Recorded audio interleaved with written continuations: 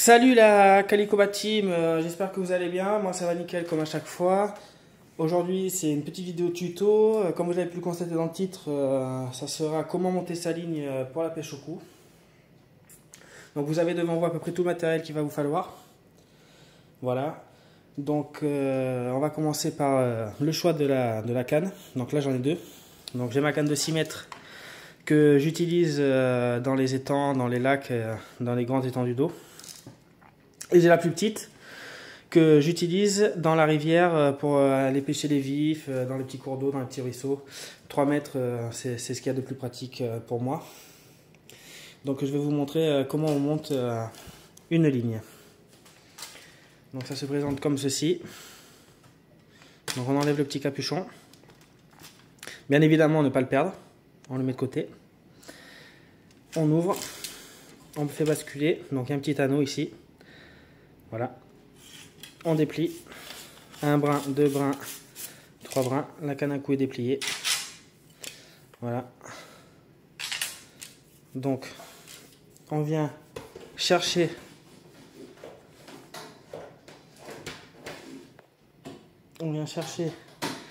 le petit anneau. Donc c'est par là qu'on va attacher le fil.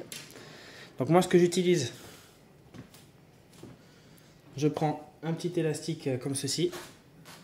Voilà. Un petit élastique comme ça. Je passe mon fil. Donc là j'ai pris un assez gros fil pour que vous puissiez voir parce qu'il y a des nœuds à faire.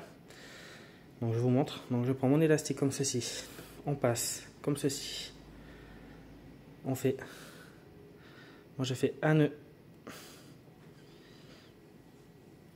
Un second nœud. Comme ceci.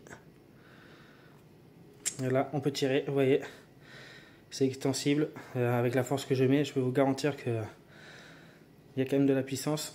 Là, vous pouvez voir avec la tension de l'élastique. Ce qu'on fait ensuite, ce que je fais, je prends l'anneau, je passe l'élastique dans l'anneau. Là, il est passé à fond. Alors moi ce que je fais, c'est que je le passe pas à fond. Je le passe comme ceci. Je laisse dépasser un petit peu. Je tiens ici avec mon pouce. Le reste qui est dehors, j'entoure, j'entoure, j'entoure, j'entoure, j'entoure. Il faut entourer jusqu'à temps qu'il n'y ait plus beaucoup d'élastique ici. Une fois qu'on n'a plus beaucoup d'élastique ici, on l'ouvre et on le passe. On passe la boucle dedans, comme ceci. Voilà. Et là, vous voyez, avec attention, ah, le fil est monté. Ensuite, on fait suivre le fil tout au long de la canne à cou. Voilà, on le fait suivre, on le fait suivre, on le fait suivre, on le fait suivre. On le met pas jusqu'en bas, parce qu'il va falloir laisser la place pour mettre l'hameçon. Donc moi ce que je fais, c'est que je fais à peu près 50 cm ici. Donc je prends le fil, je pose ma canne, je prends le fil ici. Je conseille à tout le monde d'avoir ça. Bon, on peut prendre un ciseau ou n'importe. Un opinel, c'est très bien. Je conseille à tout le monde d'en avoir un dans sa boîte à pêche. C'est très pratique. Ça coupe. Comme ceci. On coupe. On prend le fil dans sa main. Voilà. Et là maintenant, on fait le choix on va faire le choix du bouchon, du flotteur. Donc, il y a plusieurs types de flotteurs. Il y a plusieurs types de flotteurs. Donc il y a les flotteurs comme ceci. Eux ils sont pas mal, ils sont tout plats, ils sont longs. Lui je crois qu'il fait 0,10 grammes, donc léger. Eux ils sont parfaits pour la canne à cou de 6 mètres, pour les étangs, les lacs. Là où il y a très peu de vent, très peu de vagues. Et il y a celui-ci qui est plus grand, 0,75 grammes, je le trouve magnifique aussi. Voilà, donc pareil. Et j'ai les deux là, qui sont faits pour la pêche en rivière. Voilà, donc on va monter celui-ci. Voilà, plus ils sont ovales, plus ils sont faits pour aller dans les ruisseaux, dans les cours d'eau. Ils tiennent mieux dans les vagues, dans le courant, et on les voit beaucoup mieux. Donc on prend le fil, comme ceci. On passe le fil dans la boucle, comme ceci. On le laisse défiler un petit peu. On prend le petit serre pour serrer. On prend le fil. On passe le fil à l'intérieur, comme ceci. On tire, on tire, on tire. On tend bien le fil,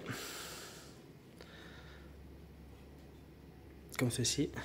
On récupère le petit embout. On récupère le bout du bouchon. On passe le bouchon dans l'embout, comme ceci. On tire. Et là, le bouchon est monté. Voilà, comme ceci. Et après, ben, vous réglez la... Mais ça, je vous montrerai ça tout à l'heure. En suivant, on prend le bout du fil, ici. On fait une boucle, comme ceci. Hop, on joint les deux bouts. On passe sur son doigt comme ça. On tient avec le pouce. On garde bien la boucle ici. L'arrondi. On passe la boucle dans l'arrondi. On tire. Et voilà notre boucle. On coupe bien sûr l'excédent de fil. Comme ceci. Voilà, on coupe l'excédent de fil. Pour pouvoir accrocher notre hameçon. Donc les hameçons, ils sont ici. Ici. Donc il y a plusieurs modèles. Donc là moi je vais utiliser le numéro 20. Mais il y a 21, 22. Plus on va vers les gros chiffres, plus ils sont petits. Plus on va vers le numéro 6, un peu plus grand, comme vous pouvez voir. Et ainsi de suite. Et là j'ai même du numéro 2 pour vous montrer la différence entre 2 et 22. Donc nous on est plus sur de la... Pour du petit poisson de rivière et du petit vif. Donc on va utiliser du numéro 20. C'était pour vous montrer la différence. Donc on ouvre, on prend le petit hameçon. Ok, comme ceci. Vous voyez, ils sont tout petits. Faire attention de ne pas se le planter dans la main. Donc ils sont assez faciles à démêler. Voilà, donc ici. Donc on le tient, on le fait basculer comme ceci. Et tout au bout ici, il doit y avoir une boucle. Voilà, vous voyez, il y a une boucle. La boucle. On reprend notre montage de tout à l'heure. Là où il y avait le bouchon, ici. De cette boucle. On fait passer. Hop. Il faut avoir de bons yeux. Hein. Il faut passer le fil de la boucle de l'hameçon dans la boucle du fil là où il y avait le bouchon tout à l'heure. Vous voyez, comme ceci. On fait coulisser, on fait coulisser, on fait coulisser, on fait coulisser. On prend notre petit hameçon. On le refait passer. Alors c'est un peu compliqué, mais je vais vous remontrer. Hop, on fait passer l'hameçon dans la boucle là où il y a le fil. Comme ceci. Donc d'un côté vous avez l'hameçon comme ceci. Ici. D'un côté vous avez l'hameçon comme ceci. Ici. Il est tellement petit que vous avez du mal à le voir. J'essaie de bien vous le montrer.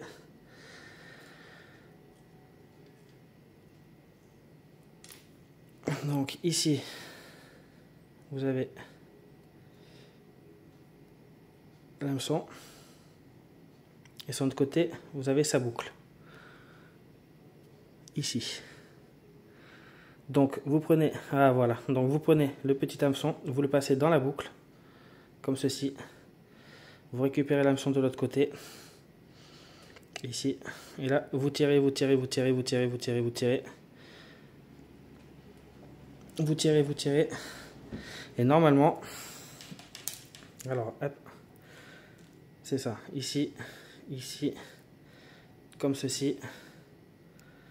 Je ne sais pas si vous voyez bien, mais vous le passez comme ceci.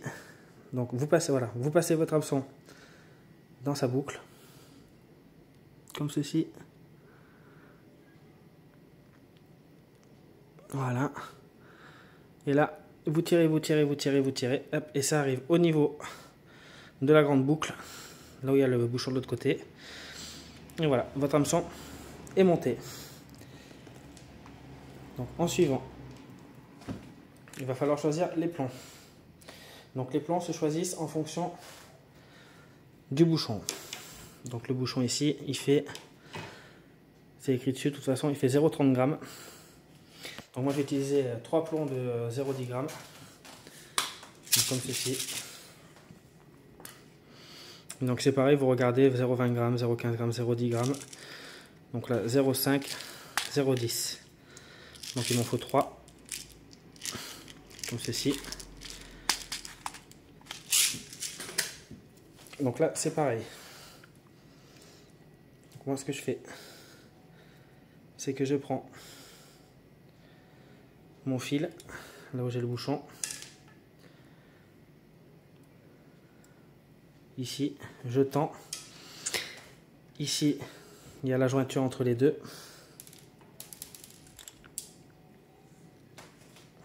Je ne sais pas si vous voyez bien ici. Hop. Donc je prends 3 plombs.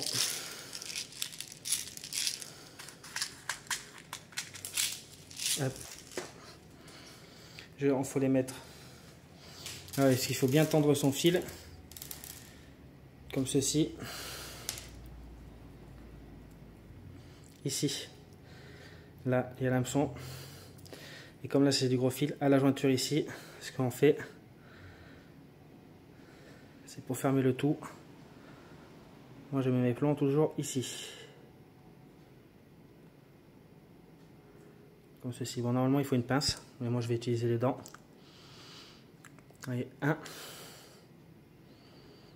Normalement le mieux, je vous conseille de mettre une pince, mais moi j'ai fait avec les dents. 1, 2,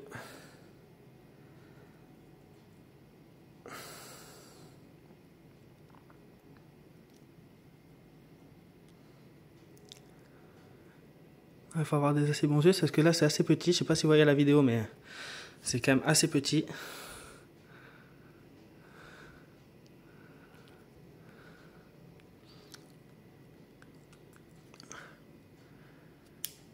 Et on fait pareil. On met les 3. Donc là je vais mettre les 3 pour que vous voyez.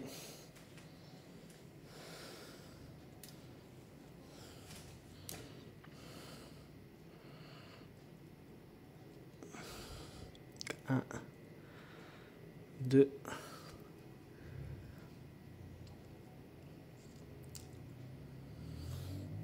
et le petit troisième.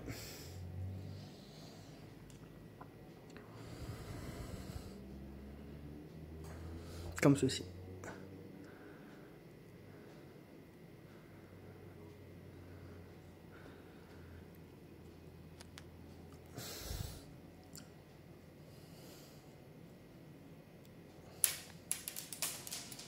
Donc ça fait 1. Donc ça fait comme ceci les amis. Voilà, donc 3 plombs, donc 0,10 g x 3 ça fait 0,30 g. Donc ça fait le poids qui est indiqué sur le bouchon. Donc ça fait comme ceci. En plus ce qui est bien, là c'est avec un peu gros fil, c'est pour vous montrer, hein, mais normalement ça fait plus fin que ça. Ça sépare le bas de ligne, donc là avec l'hameçon qui est ici. Voilà, ça sépare. Donc moi ce que j'aime bien dans ce montage là, et c'est comme ça que je réalise tous mes montages, c'est ce qui permet de, si ça casse, ça va tout le temps casser au niveau du bas de ligne, ça cassera pas au niveau d'au-dessus, donc on perd pas le bouchon, on perd pas les plombs. Il suffit juste d'avoir des hameçons dans sa boîte à pêche, on remplace juste l'hameçon comme je vous ai montré, et c'est reparti. Donc comme ceci. Ensuite, il va vous falloir des boules sondeuses. Donc ça ressemble à ça. C'est pour sonder le fond. Donc ça se met comme ceci. Vous prenez l'hameçon. Vous mettez l'hameçon à l'intérieur. Comme ceci. Et vous voyez, ça tient nickel. Ce qui permet, comme ceci, de toucher le fond. Ici, vous avez les plombs, le bouchon. Et vous réglez en fonction de... Tant que le bouchon coule, vous tirez votre bouchon vers le haut. Et si votre bouchon flotte, et qu'il est nickel, c'est que vous êtes à la bonne distance. Donc en suivant, il va vous falloir bien évidemment des pimkis ou des asticots, du pain, des chevenilles, c'est comme vous voulez. Donc moi je vous montre ce que j'utilise. Voilà, donc moi c'est des petits pimkis de couleur. Je vous montre comment on les met. On prend l'hameçon comme ceci.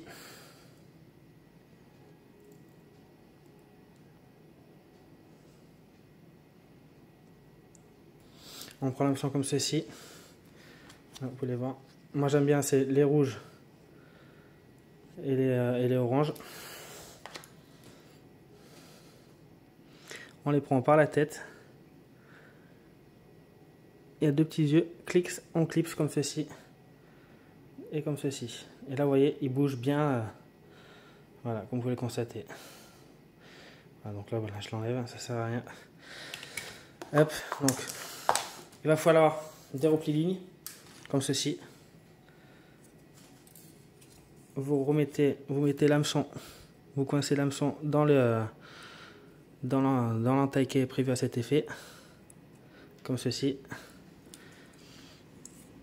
Et là, vous enroulez votre ligne tout autour, comme ceci. Vous passez des plombs. Hop. Passez des plombs comme ceci. Voilà. Comme ceci.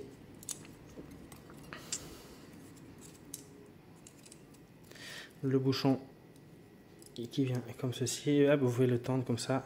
Là, comme ça, il rentre nickel. Ainsi de suite, comme ceci, comme ceci. En même temps, vous pliez votre canne. Hop. Hop, la canne elle est pliée. Vous faites comme ceci. Alors moi, ce que j'aime bien, c'est que je passe un coup à gauche, un coup à droite du bouchon, comme ceci. Et comme vous pouvez le voir, après on arrive au bout. Donc quand on arrive au bout, ce qu'on fait, c'est qu'on replie le repose-canne comme ceci, on le colle, on met un élastique pour que ça tienne l'ensemble, c'est quand même beaucoup plus pratique.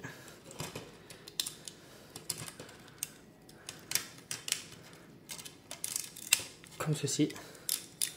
Et bien évidemment, on récupère le petit embout qu'on remet sur sa canne, on referme.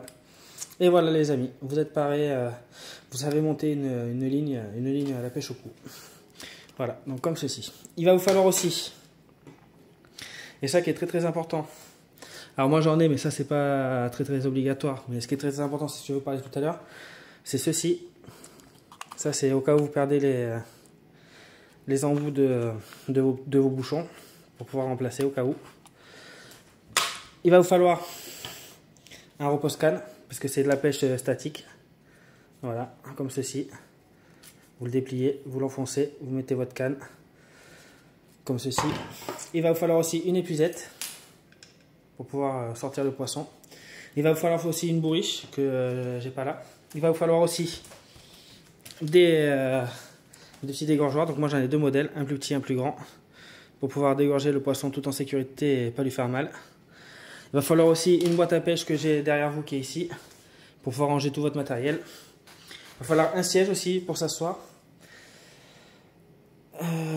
Il va falloir aussi de l'appât ou de l'amorce. Là j'en ai pas et justement ça sera mon prochain tuto. Ça sera comment faire son amorce maison pour la pêche au gardon ou la pêche au poisson blanc. Donc je vous montrerai tout ça dans une prochaine vidéo. Il va falloir un seau aussi pour vous laver les mains. Il va falloir aussi un torchon pour attraper le poisson. Et c'est à peu près tout pour le lancement. Donc il faut compter environ une soixantaine d'euros de budget pour débuter la pêche au cou. Voilà la team Calicoba. Et je vous souhaite une bonne journée et des bonnes sessions de pêche à vous. Et j'espère que cette vidéo vous aura plu. Je vous dis à bientôt.